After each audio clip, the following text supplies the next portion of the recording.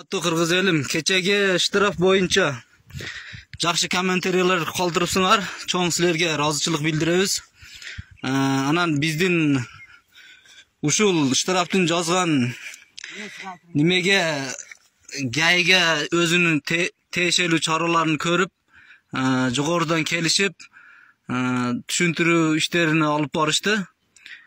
Бул жерде мыйзам жазган депутаттар эмес, бул гай өзү чыгарып алыптыр бул мыйзамдычы. Мына жакшы, Аллага шүгүр, оны өзүгө жараша немесин жоопкерлигин өзү бере турган болду. Өзү негизи бул техниканын, трактордун гайларга тосушка өзү акысы жок да, мындай айткандачы. Нарушение кылсаң же бир авария создавать этсеңер, ошол мезгилде тосса болот. Нарушение кылбай жолдун четинде келип атсаңар, технадзор текшериш мүмкүн. Гайлер тосушу мүмкүн эмес экен өзү негизи. Анан тим бойлуу бул боковой айнектерге 20 000 сом штраф жок нерсе экен. Бардыңарга ыраазычылыгын билдирем, комментарий жазып, өзүңөрдү сөзүңөр болсо калтырышыңар мүмкүн. Чоң рахмат.